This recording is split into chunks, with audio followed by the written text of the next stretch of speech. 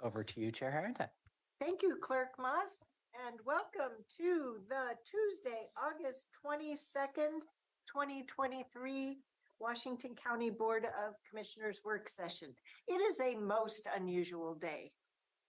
I need to get on a plane this evening, so as a result, I'm not going to be here for a business meeting, and I didn't track the fact that Commissioner Rogers was leaving a day earlier than expected. So late Friday, we learned we don't have a quorum for the business meeting this evening. Apologies to staff and all who did all that preparation. I also appreciate all of the staff who have pivoted to take a look at what was on the lengthy list of really great topics that was on our agenda for today. So due to timing, there is one item that we do, well, there's a letter, yes, but there's also a work session topic that it's vital that we have discussion today, hence our having a work session today. And I would be remiss if I let another minute go by without recognizing this is Mr. Carr's last Washington. Is it really? Oh, work session. I didn't pay any attention. I had lost count. And isn't he lucky he doesn't have to sit through any more business meetings either? Or exec sessions. Yeah. Oh, you're right. Lucky you. Thank you. So, but we know we are in very good hands with Brad Anderson and the remainder of the team. I was gonna say, don't you have hops tickets tonight? I do. Oh, so you anticipate. I miscalculated. But things work out. Until September 1st. Well, nobody got these hops tickets, forgetting that we had a board meeting. I thought today's the day I asked for the hops. See, I'm not tracking all these details. So, all righty. So we will have board and leadership communication. We do not need to check in on the formal agenda for tonight. We will get to the draft letter and then talk about Scoggins Valley Park grant agreement and the Metro local share allocation discussion. Is there anything else we need to touch on today? Just check in. Okay. So, also, Vice Chair Rogers is on vacation until like September 7th or so. Mm-hmm. So while I'm gone, while Commissioner Treese is gone, you two have to hold down the fort for us. Boy, we can get a lot of stuff done. Watch those. I will be a proxy for Chair Harrington. Let's get some votes done. Good thing our charter doesn't allow that. I will have my work cell phone with me on, except when I'm playing. So there you have it. You heard it here, folks. All righty. Who would like to go first on board communication? Go ahead. I can go. Mine is pretty short. That's one. I do want to say before I forget, Tom, it's been a pleasure to work with you. You're an amazing attorney. I appreciate your leadership. I have tons of quotes from you. So I really appreciate your leadership here. And I do think you made this county better because I've seen the work you put in. Unfortunately, I wasn't there for too much of the your predecessor. So I can't say much about that, but I do see your work and a lot of the leadership you brought forward and a lot of the opinions and just your leadership style. I just appreciate you as a human being too. So thank you and good luck to your retirement. I think you're doing the right thing for yourself. Retiring early. That's the best thing we could do for ourselves. Doesn't feel so early. Doesn't feel early. But in terms of a leadership update, the one thing I do want to bubble up was the Congresswoman Bonamici visited the Heartwood Commons. It was a great visit. I do want to call out to Marnie and Jess Larson, Marnie Kyle and Jess Larson, and the whole entire housing team under Marnie's leadership. Really put a great presentation for the Congresswoman, really elaborated and explained the purpose, the reasons, and the lives we're saving by housing people in that building. It was a really great experience and great conversation to be part of. No. Yes, I did.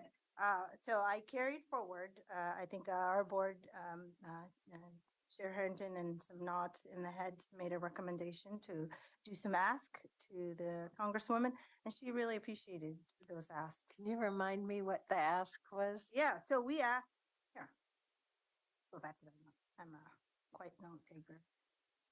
You know, obviously we needed some increase of federal funding.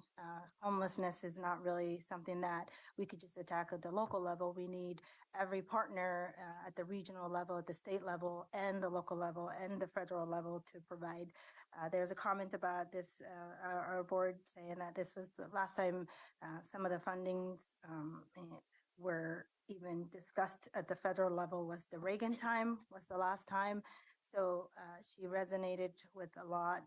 We talked about, you know, really needing help to tackle this funding challenge and this problem. So it was a lot of those ask, nationwide problem, and we need help tackling this challenge. A lot of those rhetoric, some of the discussions that we had, and some of the things to carry forward as your board representative attending that. It was a really good discussion.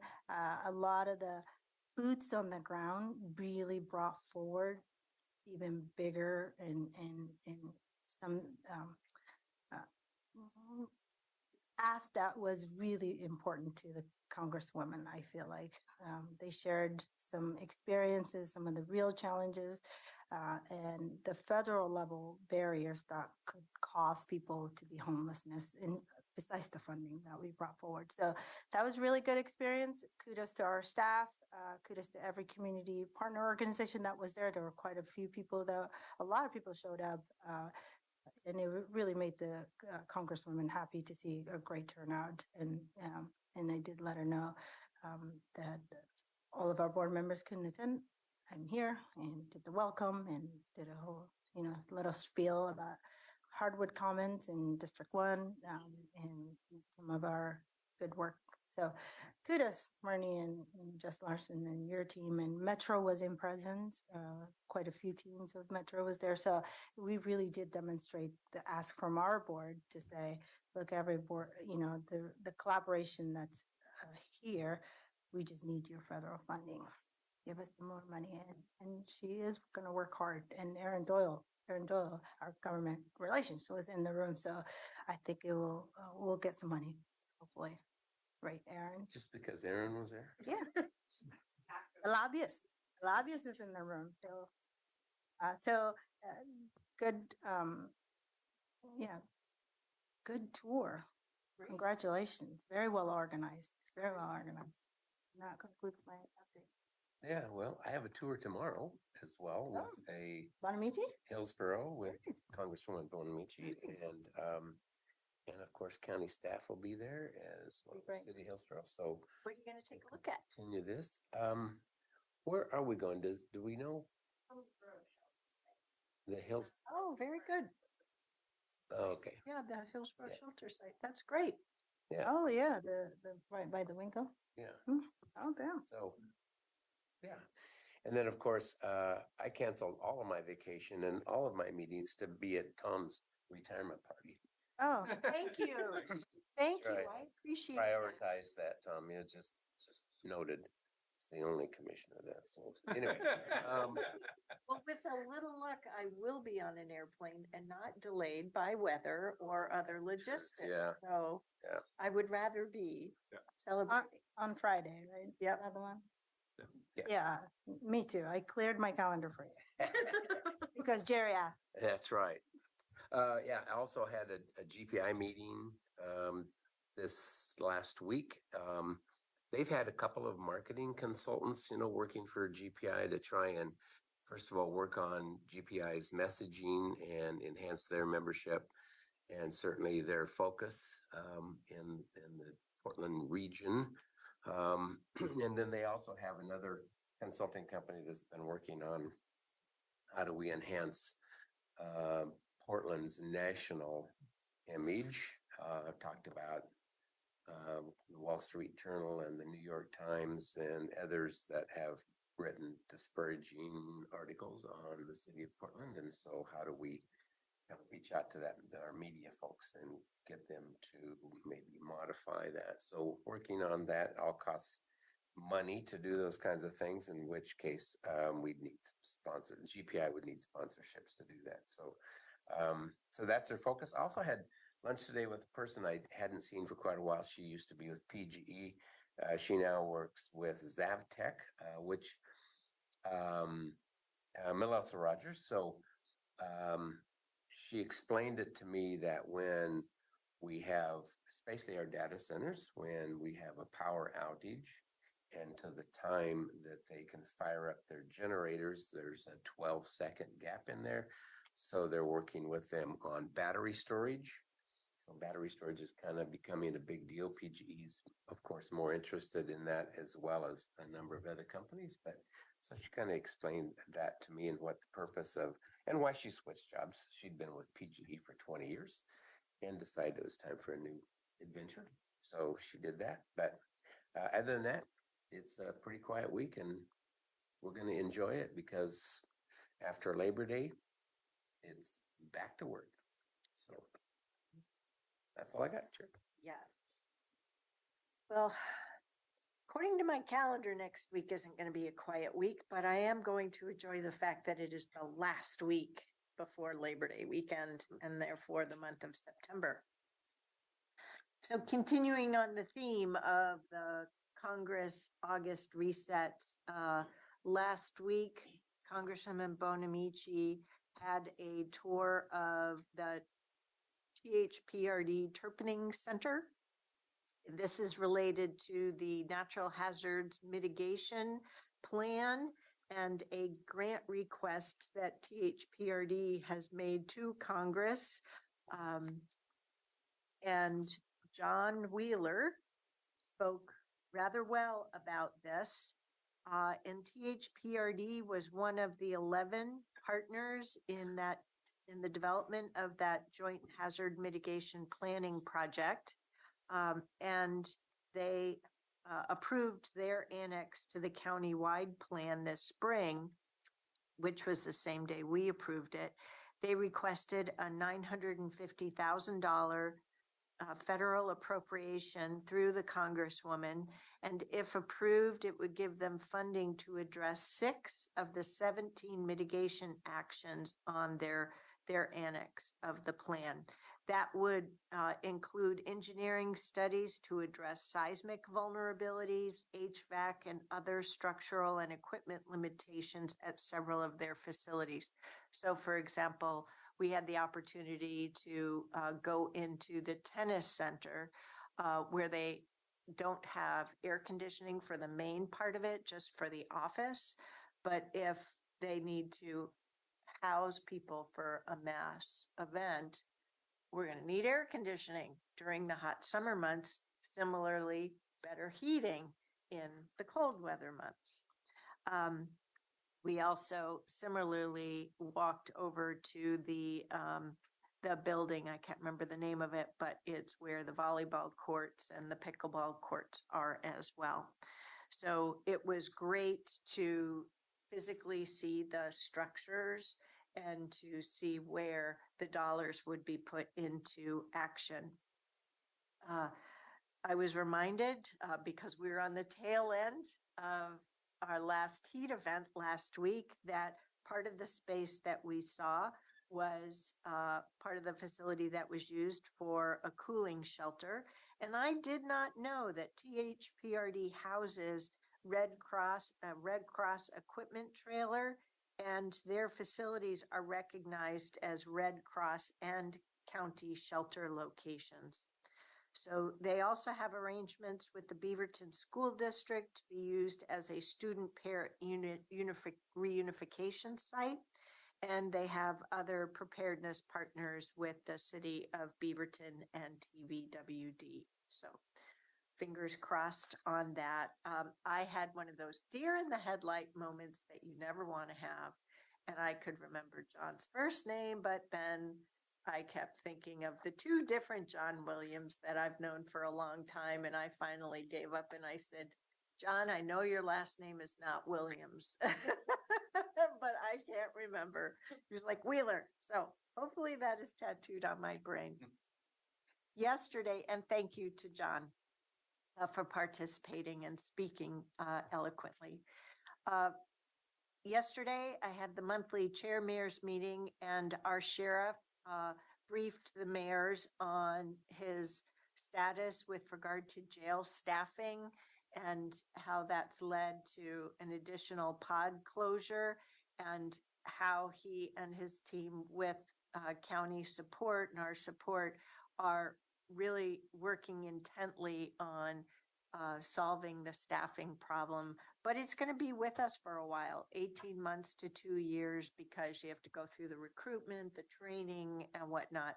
So there are near-term problems that we've already provided guidance to.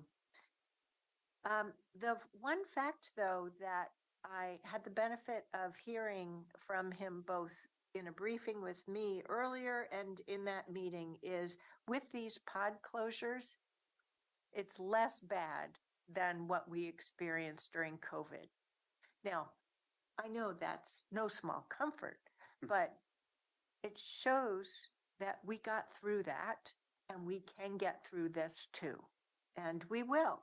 So hopefully the consequences or the effect, not consequences, the effect in our community will not be as high as my imagination has gone wild with. Moving on, the Tri-County Chairs meeting yesterday, we talked about ambulance response. So Clackamas County and Multnomah County are each suffering from response times in their jurisdictions. Some of the failures have been within seconds, a small matter of seconds. So Clackamas County has moved to, they have a performance based contract with a 2-month review. What they would rather not do is continue on a path where they're levying the full fines, which by the end of the year would be to the tune of $1 million. And why I spoke to the end of the year is because that's the response that AMR has said it will take. So it is a regional problem when we have people suffering and dying because they can't get to the hospital on time. So we've got our staffs engaged a little bit more, and we'll come back to this topic at our next meeting, which is September 11th. I learned along the way, I didn't fully value this as we did our work on our contract. Having our call response handled by WACA, that's new with our current setup, and Multnomah County doesn't have that. So that's an improvement that I'm really glad we made. And of course, advanced life support and basic life support. That's another aspect. And in order to have that WACA set up with the advanced and basic involves triage software that is not inexpensive. So we've, our team told us we needed to modernize and that it would take some things to do that. They've made really good choices and we're well positioned. So I'm very proud of them and the program that they've taken us through. So please pass that on. Sorry to be so long-winded. That's it from me, and we will remember to go through the letter. Don't worry, because I have it in front of me. Kevin, when you return from your Late Friday night, if there are no delays in equipment, weather, or otherwise. So my fingers are crossed. Really quick trip. So. Yeah. Okay. Yeah. All right. Yep. Just for the funeral and activities and back. Good afternoon, Chair and Commissioners. I almost said good morning. Didn't make that shift quite yet. So let me start with a couple exciting announcements. Really pleased to announce, and your board received the email last week, that Molly Rogers has accepted the position of Housing Director. She is coming from the Portland Housing Bureau. There was just an article also in the Portland Business Journal of her announcing her departure from Portland to Washington County. So it was great to see that the media on her announcement. Her start date will be October 9th. So during this period of time, Michael Bonacore, who has been an amazing interim director, will continue to serve, and we'll have some overlap when Molly starts, to ensure that it's a seamless transition. I do also have another announcement of a new staff member joining the county on their first day, and this is advancing one of your board's priorities, broadband. And so Matt and Christian, if you could come up.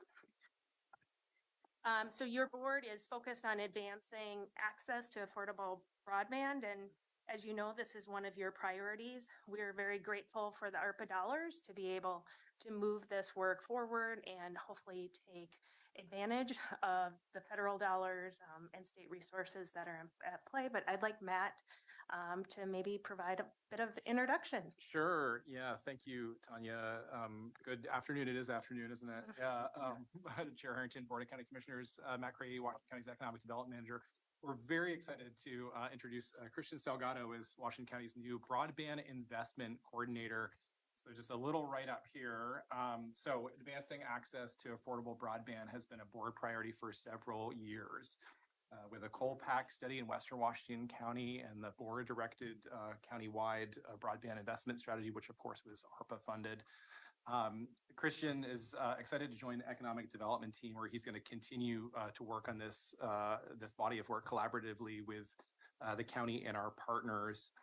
Before joining Washington County, Christian worked as a strategic programs manager for Intel and their public affairs team, and then also led strategic community engagement plan for Portland General Electric's smart grid testbed project, which sounds similar, Commissioner Willie, to the program that you were describing there. That was in South Hillsboro, right?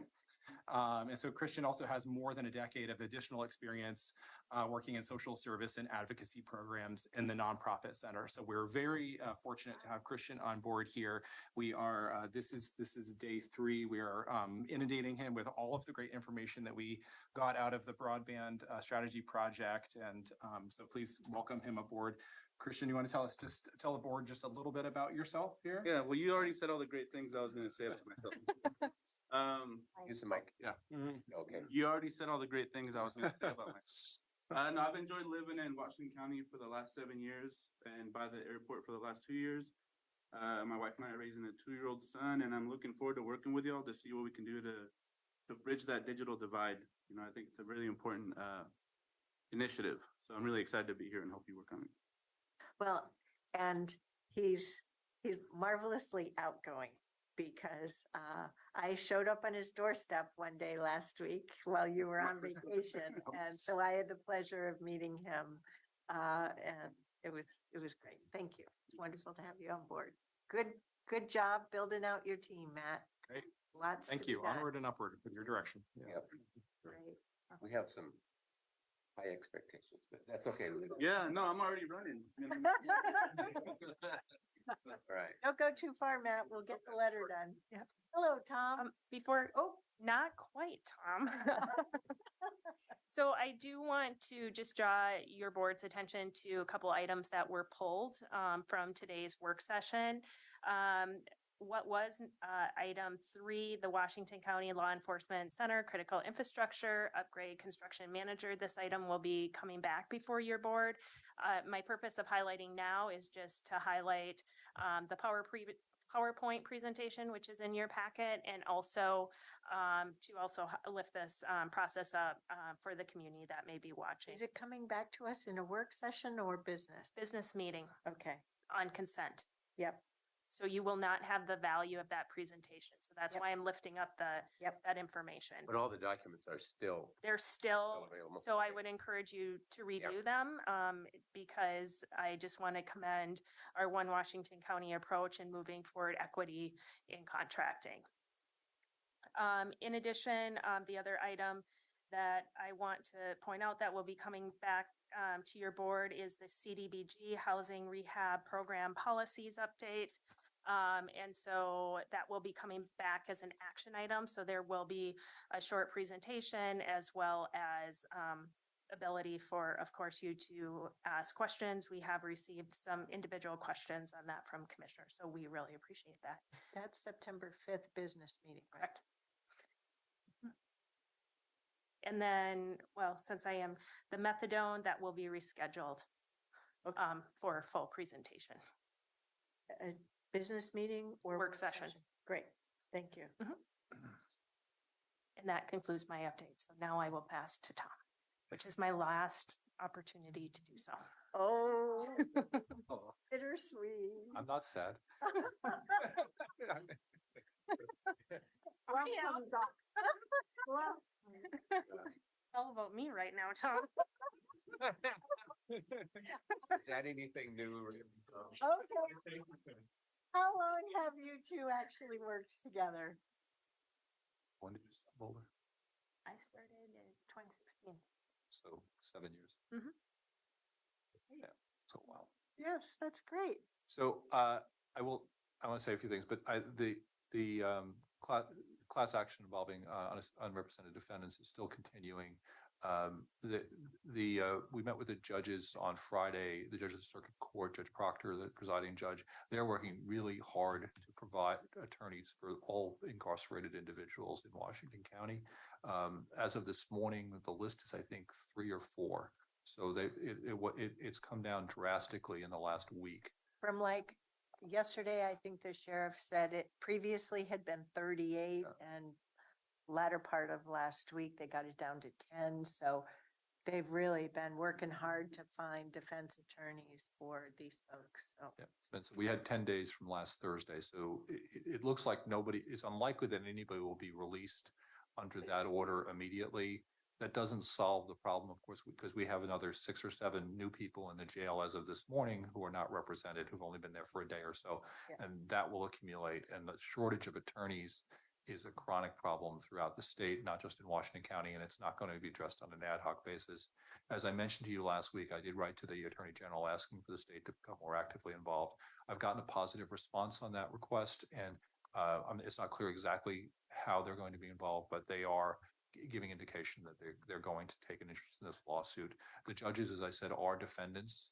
They're just Circuit County because they supervise out of custody defendants. So they're respondents, so the state will have to be involved one way or another. But the indications I got were that they are interested in taking a more active role in the litigation to try to work to solve the problem. So that's good news from my perspective, because it really is very difficult for Washington County to resolve this issue, which is clearly a statewide issue.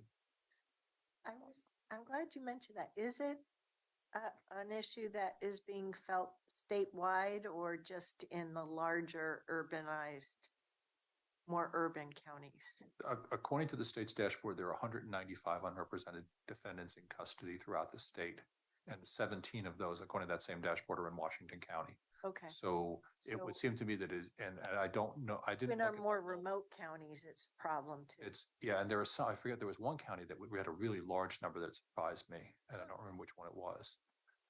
But yeah, it is a statewide problem, Okay. and it may in fact be worse in the rural areas where it's harder to get attorneys. Yeah. Okay.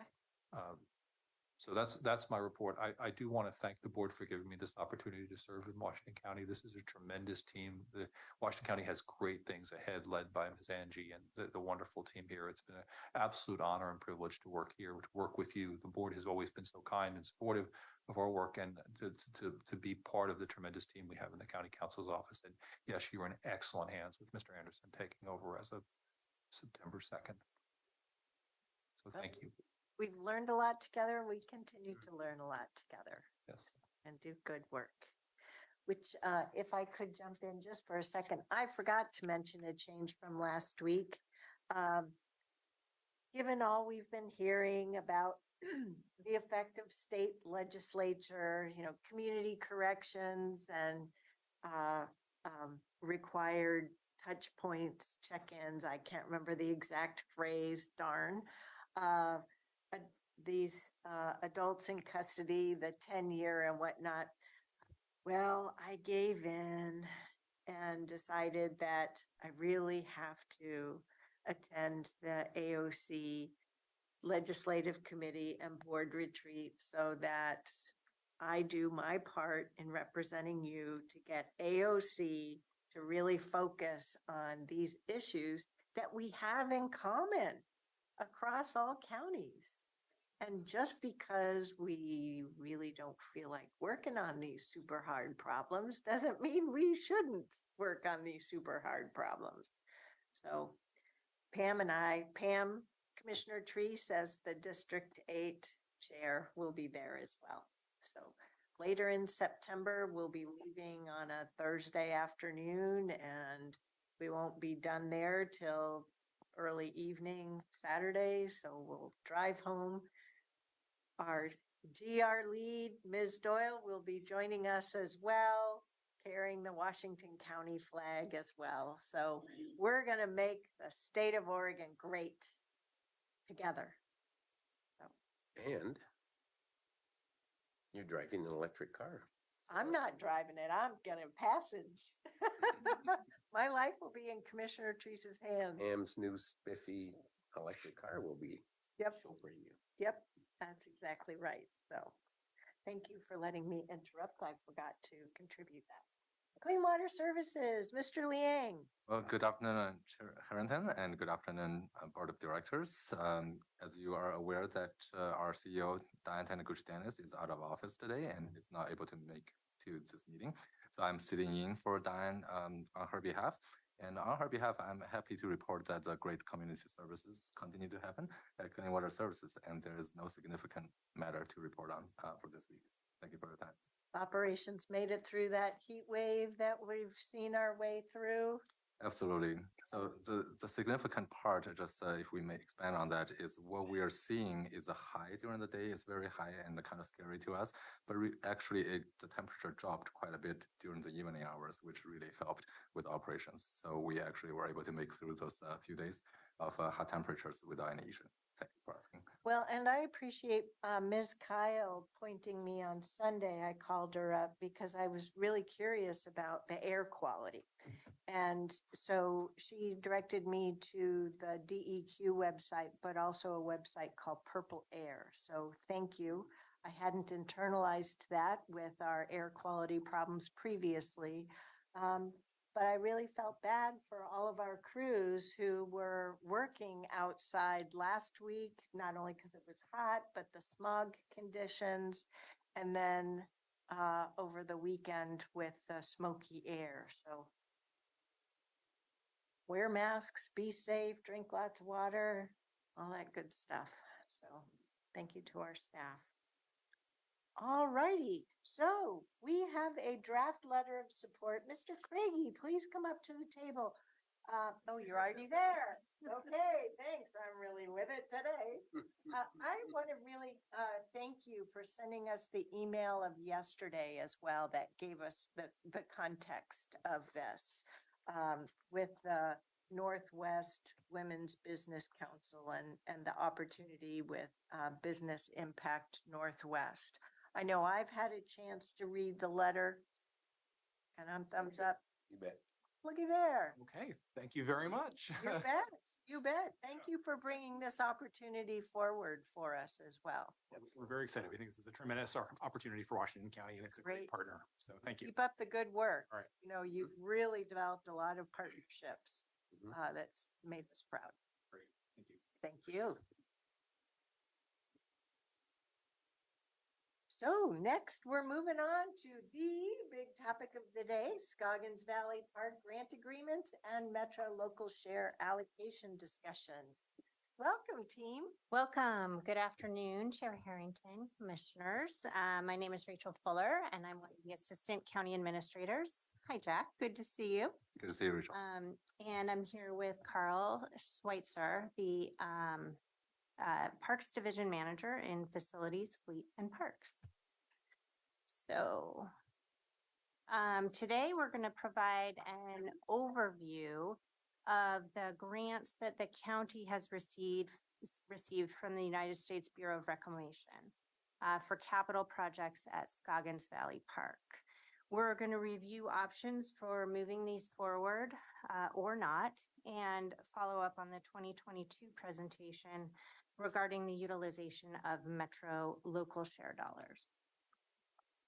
We'll circle back to the staff recommendation and board questions and concerns at the end of the presentation. And I'm going to turn it over to Carl to present some background information on the park and the grants.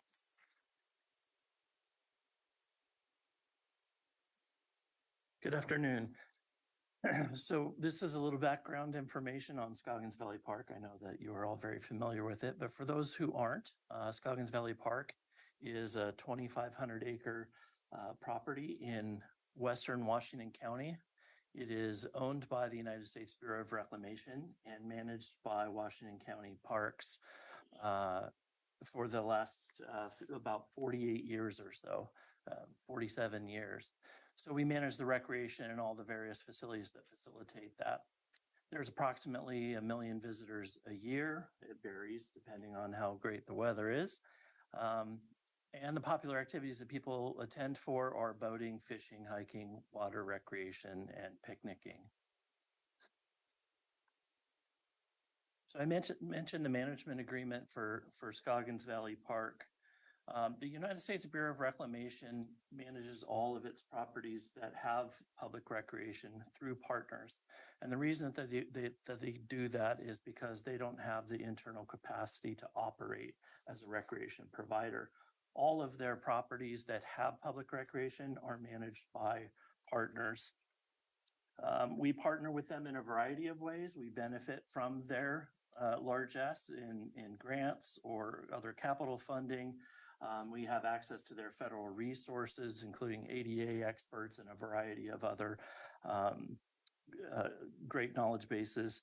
And for us, of course, we provide for them recreation. One of their goals is that public has access to these reservoirs across the western United States. And so as a managing partner, we help them with that. The management agreement expires in 2029. They no longer do 50-year agreements. They do 25-year agreements, and their interest is in continuing their relationship with Washington County and entering into a new 25-year agreement. The county also has the option at that time, if it decides that it should not want to continue that relationship, to not renew that obligation.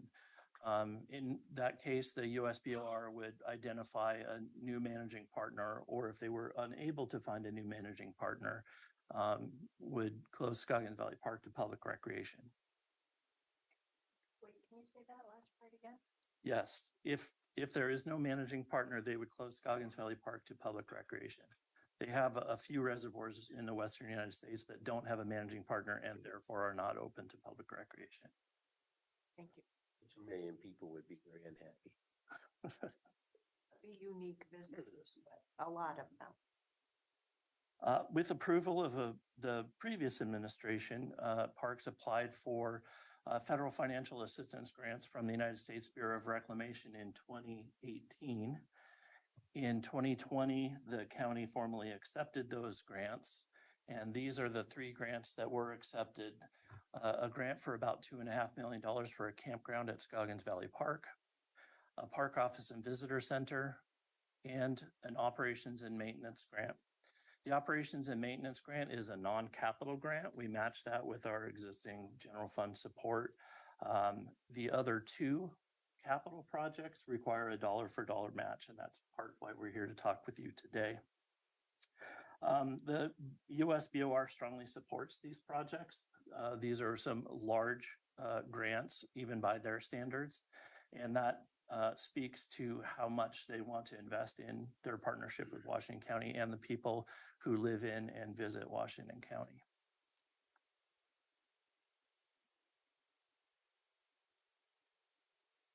I'll go through this. Can you just remind the board about where the projects came from?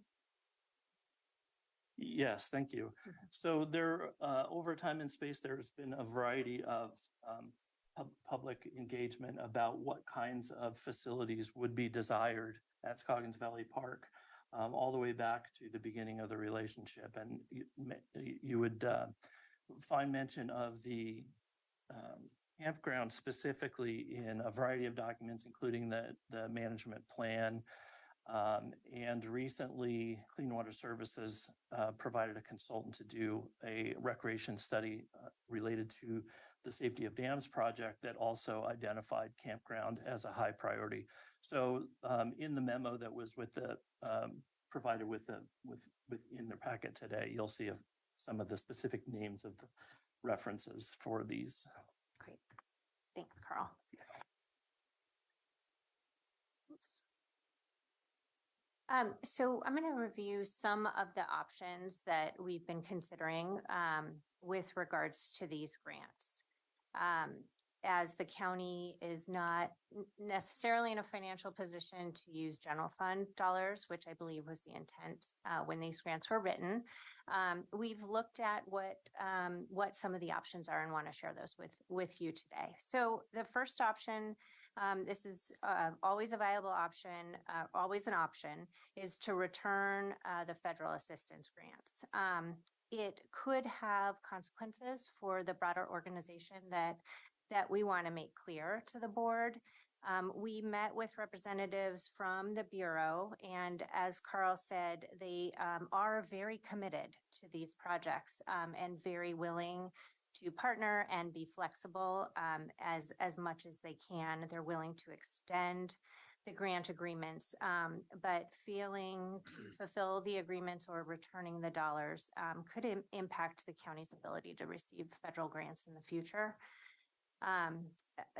Option two, as mentioned, they are in a position to request an extension or to grant an extension for several years so that the county could apply for other sources of funding and and execute the projects within that time frame.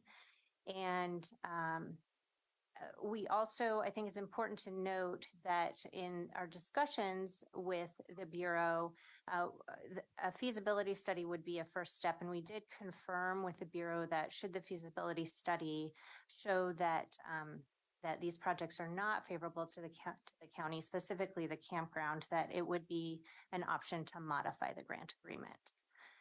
So extending to fulfill the grant agreements is option two. Option three is should the county move forward with the projects, we've identified several non-general fund sources that could be used as a match. And Carl's going to go through those now. So you've seen this information before, but I thought I'd refresh your memory. Metro Parks and Nature bond measure. Metro has successfully passed a similar bond measure 3 different times in 1995, 2006, and again in 2019. The latest one, the 2019, was for $475 million, and that $475 million is broken into these 6 pots at the bottom of your screen. The one of those that we're going to talk about a little bit today is the local share, and that's the $92 million pot of money. The local share is distributed to all public agencies, including special districts in the Tri-County region to support the Metro goals and vision. So you can see here on the bottom left-hand side, the table indicates the amounts that the cities in Washington County have received. And then at the bottom of that, unincorporated Washington County, this agency is to receive $3.2 million. And over on the right-hand side, you'll see the Metro bonds goals. So there's a variety of them, one of them including access to water with scenic and or recreational opportunities.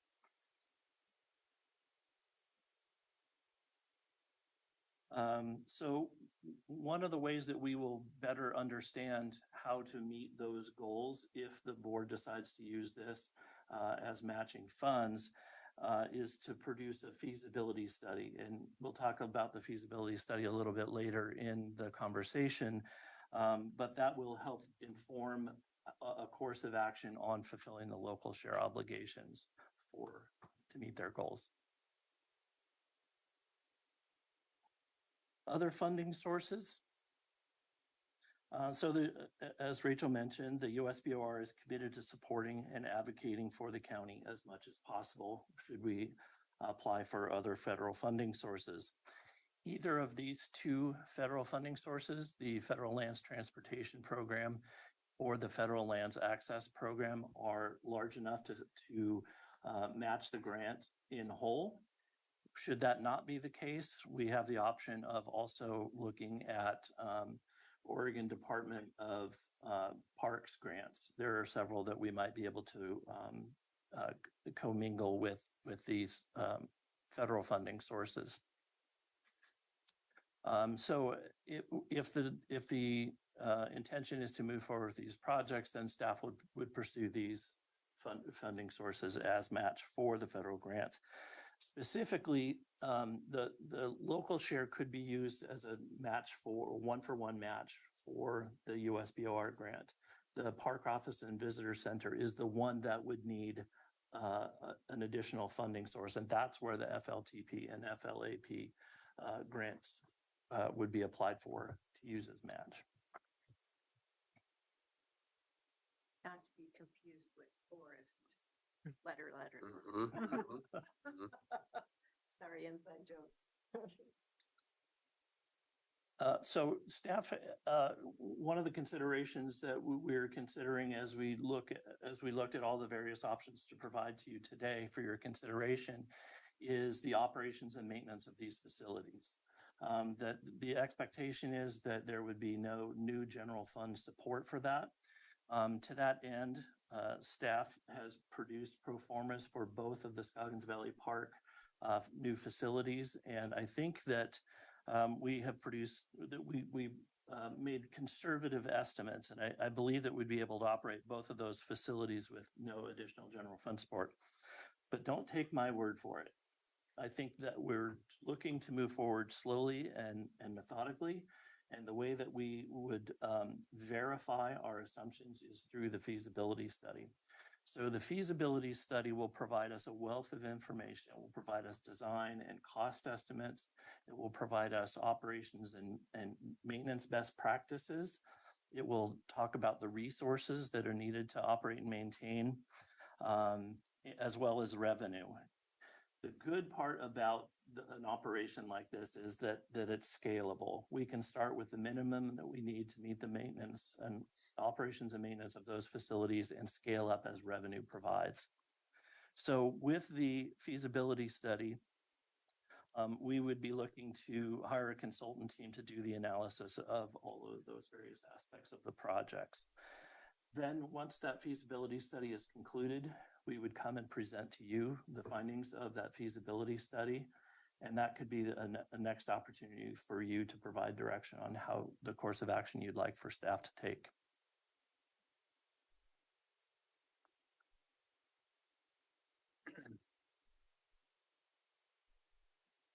So if your direction is for us to move forward, staff recommends that local share could be utilized in the following fashion. When we spoke to you in January, February last year, we made the proposal of using the money for the campground, the Tualatin River Access Facility at Eagle Landing Park, and a Parks and Recreation needs assessment. And in checking with Metro, they said that a planning project is not an eligible expense, but the two capital ones, they have fully committed to those being eligible expenses. So we could move forward with both of those. Staff has had several conversations with THPRD, and they're busy working on executing their $8 million in local share projects as well. But they have also expressed appreciation that the county would consider contributing to their Cooper Mountain project as well. And so we added it here to our staff recommendation that the local share could be used for the campground, the Tualatin River Access Facility, and make a contribution to the Cooper Mountain project for THPRD.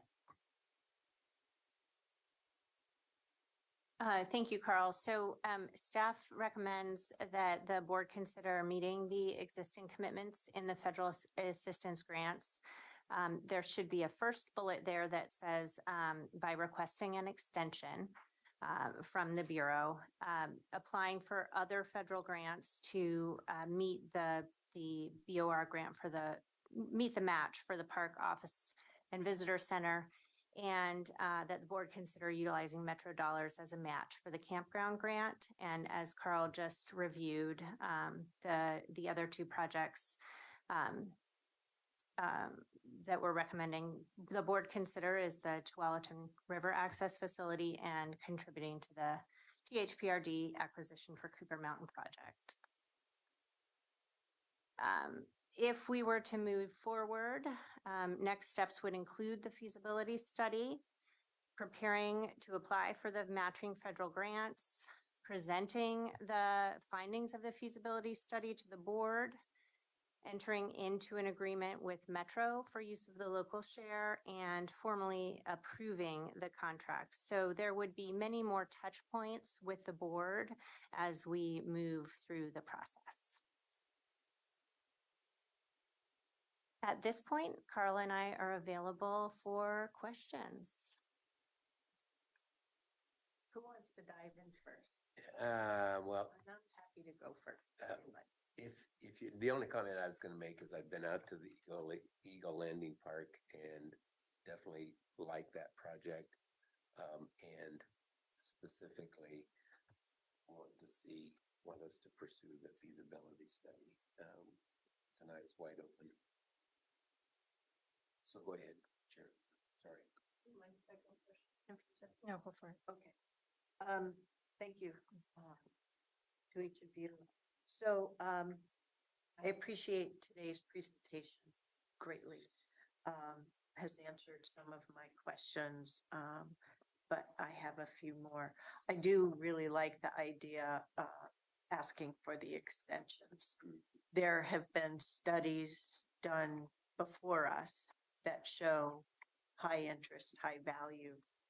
I am a little skeptical about the scalable part, not because of the way you're working or anything, but rather given the extent of our portfolio, as well as what I saw as a Metro counselor, phasing does help, but it can often be hard to come back to those latter phases. And the need for all of these is such that really don't want to only dip our toe in the water. So I'm not set on scalable at all. I do have some fundamental questions. I know that there was a whole campground effort, but for even seeking this grant, what was the extent of the campground? Is there a master plan that was done? And I'm really curious, my point of reference for visitor center, parks operation and visitor center is both the Metro operations, parks operation at Blue Lake, right? And capital improvements at Blue Lake, multiple iterations of planning, as well as Oxbow. So I'm trying to figure out what is the scale of this, the thinking, at least, of a Scoggins Valley Park campground as compared to Oxbow? Thank you for the question. There is an area at Scoggins Valley Park that has already received millions of dollars worth of investment in terraforming and in providing drive aisles and parking lots. So this would be retrofitting that. Yeah. That will give us some, Leveraging that. some savings and not having to provide that. Utilities are already at the site. They would have to be reconfigured, but there are some savings there. That space is about 32 acres, and the intention would be that there would be multiple different camping types allowed. So there would be some spaces for RV, some for tent, some hopefully for camping in groups, and yeah, so a variety of camping types. Staff has set aside money to do the feasibility study with the intention that that would provide design, cost estimates, all of the work that would need to be done in order to, you know, jump in with both feet. No design work has been done. No, there is no master plan. That is what the feasibility is designed to produce for us. But you're my park subject matter expert, and I'm pleased to have the experience with what the improvements you've made at Metzger Park. Where really? Where are the comparable facilities that you look towards for the vision and the scale that you would be working on? Yeah, thank you for that. So as we were developing the pro formas, we looked at 3 different campgrounds that were approximately the same size and scale, had similar types of amenities, not exactly. Yeah. We have a giant lake and some of them didn't, but so we looked at Stubb Stewart State Park in Washington County. We looked at Blue Lake, which is a metro operated facility on the east side. And then we looked at a Lynn County park that is substantially larger, but they have really good data. So we were able to benefit from them sharing that with us. So we looked at those 3 different campgrounds to get a sense of how do they operate, what are the costs, what is the layout, all of that information. So those are the 3 that we looked at. I'm going for the presumptive close on the BOR Safety of Dams Dam Replacement Project. If there is a campground built before that construction happens, or getting the construction done, will the lake and recreation have to be an access to the property? Will it have to be closed during the dam replacement construction? We've had that conversation with the BOR many times, and the campground would not be closed. The park will not be closed to recreation. There will be some inconveniences as there's, you know, smoke and noise and trucks, but Yeah. the expectation is that these will operate throughout the life of the construction project. Okay. Helpful to know. Can I ask you a question on that, Kathy? Yeah. Do we have a spot identified where we would put this? Yes. Yes, Commissioner Willie, it's immediately adjacent to the existing parks office in a 32 acre subparcel of Scoggins Valley Park, immediately accessible from Scoggins Valley Road. Okay, so I'm looking at Google Maps here, and there's a part I'm gonna guess on the north side where it says Henry Haig County Park, and then across the lake is the I want to come look scene. at the map. So yeah, it says. Yes, so right here okay. you can see all the roads. Mhm. This is the 32 acre subparcel. Oh, so when you Okay. come up to it, you know, from the ticket booth below, instead of going left, which we usually do on our tours, Right, we you go go straight. up a little bit more, and that's one of the ramp areas. This is Eagle Point Recreation Area that has the boat ramp in the Washington County Sheriff's Office Marine Patrol. This is how you can either access this campground site either on this road, the Dam Overlook Road, or up here directly off Scoggins Valley Road. It's treed. Perfect. I assumed it was off the big recreation place I that's did too, that's. the like reason I no asked the question. trees, big humongous parking lot. It's forested. Yeah, Mhm. wow, It's right there. nice. Okay, so I went and did a lot of searches on our portal and was reminded of our budget transfers and appropriations for FY 19-20 and the 70K and the 70K. That's part of these grant monies, right? I'm not exactly sure which numbers you're referring to, but if it's a receipt from the Bureau of Reclamation, that would have been part of the operations and maintenance grant. So they've give us a portion of that $640,000 in each of 5 years. So the first year and second year, we did receive 70,000 each. Okay, okay. Oh, because it says Outdoor Recreation Management Program grant monies. Got it. Okay, okay. Now I'm starting to get it here. So we don't have a master plan yet.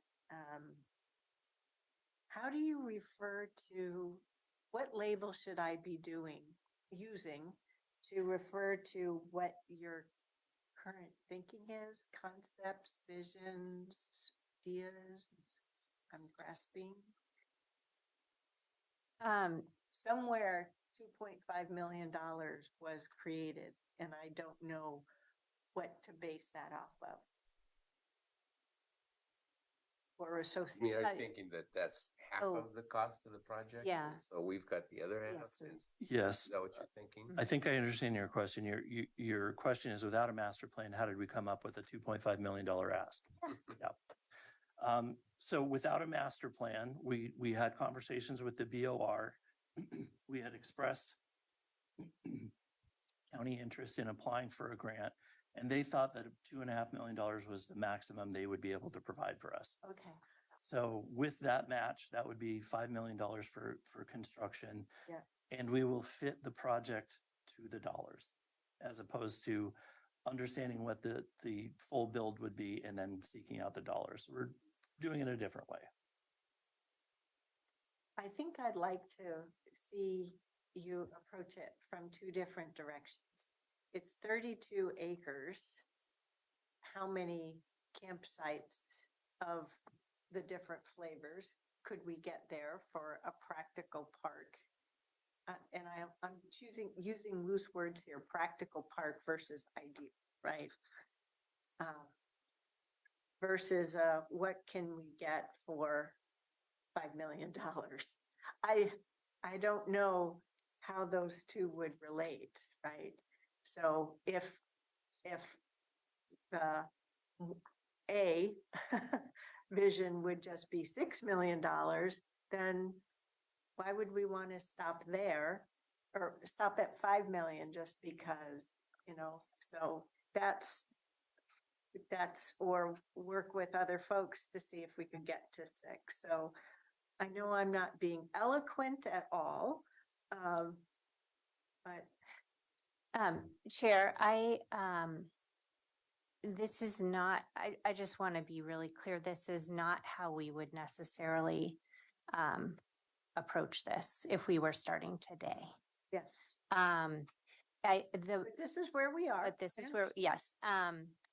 The feasibility study will be very helpful in determining the scale that we can do and if we can do this at all, if it makes sense and what level it would make sense. So we will be approaching it in the feasibility study from both of those sides. Okay.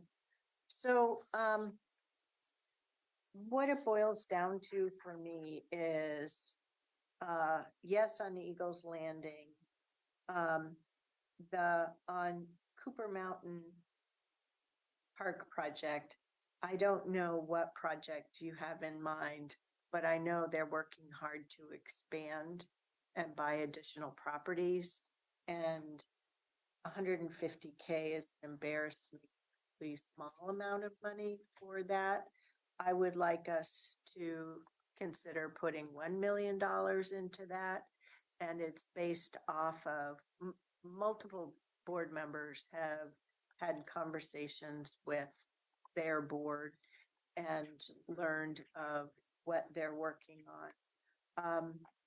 I also had the opportunity to see how with COVID, more people discovered Cooper Mountain Nature Park, And since we had our conversation back in 2022, I've had the opportunity to see how people have not forgotten it either. So high usage, including from, with my own eyes, people from all kinds of walks of life. And it has not dropped off in 2023 at all. And so I see the demand for the larger Cooper Mountain Park. It's very proximate to our urban unincorporated area, central and south. Tigard has expanded with River Terrace 1.0. They've got 2.0 in the works. Beaverton's Cooper Mountain neighborhoods. We have multiple affordable housing projects there. We have one. City of Beaverton has another, or we're partnered with them on the second one. So there is tremendous demand. That does mean that it would reduce the amount that we can use to match currently. But that's where I'm hoping that moving forward with an extension of time, that would give us more time to work on the additional funding. So that's where I stand. That's what I'd like to see us do. I'll weigh in. Yep. Thank you. Great presentation. Carl and Rachel, when I was reading the material, I had a lot of questions about where's the money, and I didn't do the deep dive the chair did of searching and figuring out the supplemental budget, but I did wonder if the money was sitting in somewhere in Washington County's account. And then I also wondered why now? Why are we just learning this now? But what I appreciated from your memo is you've identified the problem and you've presented a solution, and I'm comfortable with your recommendations. I am a bit biased of Cooper Mountain because the chair is right. We were one of those family that benefited when the COVID hit, and I don't live far from there. But I'm also wondering if you could come back, tell us what the Cooper Mountain project cost ask is, because I haven't received any ask myself. And instead of putting number, should we be more of strategic in this investment and this, how we use this local funding from the Metro bond? And I did have a question, and this might be stretching, but I'm sure you've used your imaginations to try to figure out if you could take some money from their questions, very small questions. First question I had is the options about the slide about, by the way, Kevin showed a slide that had the map. So thank you for finding that map. I think that's Chuck. Thank you. That's exactly what we were looking at earlier. Thank you, Chuck. But the slide about the other funding opportunities, there were the 1.7 million. And then you sort of talked about the two options, the Federal Lands Transportation Program Grant, and then the Federal Lands Access Program Grant. Would those two grants cover the 1.7 million, or would there be more? Do we know the request amount, that the maximum we could request? Obviously, it's not guaranteed what we'll get, but the maximum we could request from these grants. Thank you for your question, Commissioner. They would have to be two separate grant applications. I don't know if it increases or decreases the likelihood that if you have two applications at the same time. One application would be for 1.7 as matching funds for the Park Office Visitor Center, and then the other application would be for whatever amount we wanted to match on the campground. So my understanding is they have plenty of money. Whether or not they would be interested in awarding two grants to the county that at the same time, I don't know. Okay, thank you. And then the other question I had was the slide that showed the Metro breakdown, but the Metro overview And the 2019 Metro Parks bond measure, the breakdown of the 475 million, the Metro Park improvements, and then the last one, walking and biking trails and the complex community project, with the mention of Cooper Mountain project, which Metro also did participate in some of the tours that THPRD did a great job of coordinating these tours to see the opportunity that exists within Cooper Mountain with the expansion. Are those any options available to us? Could we tap into the complex community projects, since especially 1 million people visit this park? And the walking and biking trails. And then I was wondering about the Metro Park improvements. We couldn't tap in because it's not a Metro Park. Right, that particular line item is specific to existing Metro Parks, so not that one. Okay. We couldn't say, hey, we're helping Metro. Okay, so those are the questions I had. And then the last question I had was about the local match. The city of Forest Grove, could they be a match? Could they participate in providing some funding? I know in TV highway conversations, all the cities are in for the local match. I think if the board direction is to pursue additional funding, then we will look at all options available to us to come up with the match dollars that don't require a general fund contribution. Yeah, so we would certainly pursue that. Can we go back a couple of questions? Your one about the Metro Parks and Nature Bond Measure Yeah. overview. I don't know if we gave you a chance to try and answer that question today. Are there other categories that we might be able to submit or not, if you know? I think we need to come back to you with a definitive answer on that. I don't know how far along all those various pots of money are on the path to obligation. I know that some of them are. The special project was for a couple of major projects, Willamette Falls, for example, in Oregon City.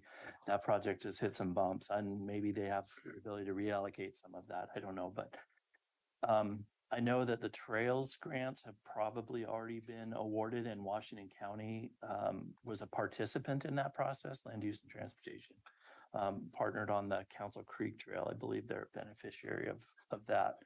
So to give you a definitive answer, I'd have to look into it more. It may be that all those other pots of money are obligated at this point.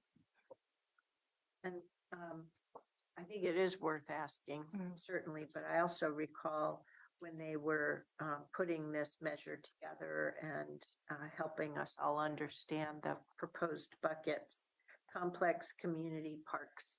Part of that explanation that I recall was that there are lots of areas that need regreening. And so that within the existing urbanized communities. So I think that's how they referred to that bucket of looking at where we have more nature and neighborhoods opportunities. So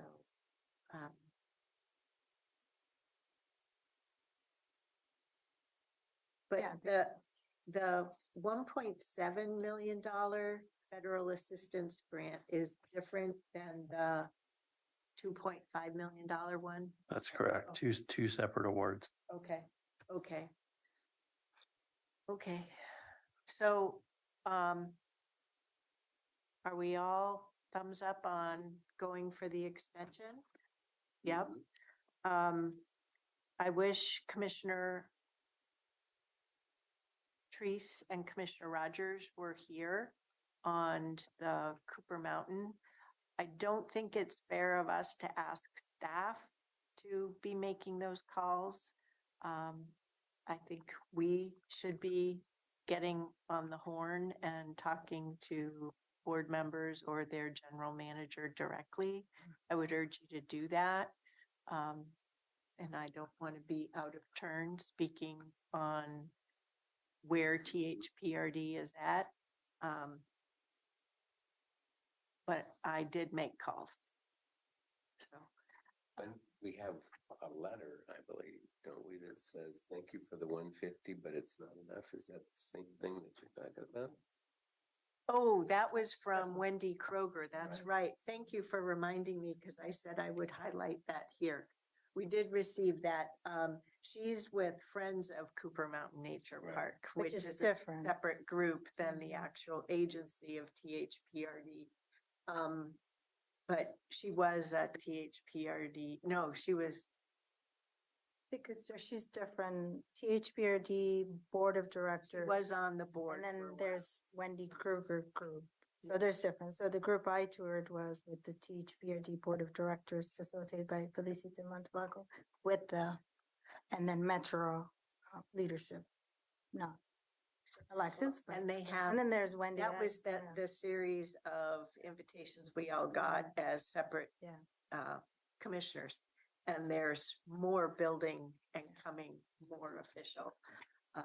So I'm looped in on, It has continued to evolve in a positive way, but you'll need to Two make those ideas. calls. 2 different ideas. I would agree with, let's have Commissioner Teresa Rogers weigh in this too. Do we have we given you the direction you needed for today? Yes, and Chair, if I might, I'm hearing comfort moving forward with feasibility Excellent. studies so that we have Mhm. more information and we do have funding for that. We would, before moving forward with an IGA with Metro, we would come back to the board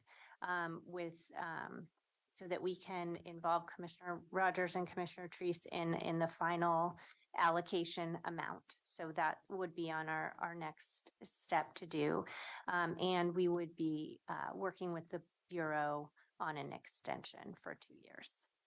Yeah, and we would also, depending upon where we land with regard to the Metro local share, I'm also expecting that we would at least have a consent item for the direction that the Yeah. board is giving to staff on that. Yes, thank you. And I am hearing comfort keeping the Eagle Landing project on that list. Yeah, so I've great. got my calculator out here because what I'm trying to do is make sure we all have the benefit of some math. If in being totally comfortable with that, means there's 2.613250 remaining to look at for the THPRD Cooper Mountain use and Scoggins Valley Park. Oh, yeah. Yep. Are you adding the 2.5 million plus the operation and maintenance? No. You take the 2.3 million, you subtract out the 586,750 for Eagle Landing. That leaves you with 26135,750. And so then if we were to go with 1 million for Cooper Mountain Nature Park, I think. that would leave us 1.6 for Scoggins Valley. So we'd have to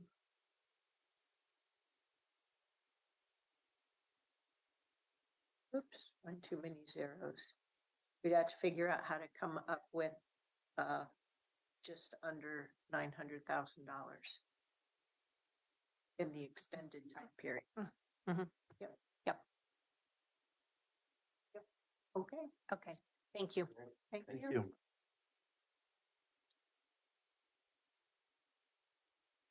Okay, well, thank you for ensuring that we give you direction in the time that you needed it. So, thank you. Is there anything else that we need to try and address today? Nobody's saying anything. Okay, we're hereby adjourned. Thank you. We are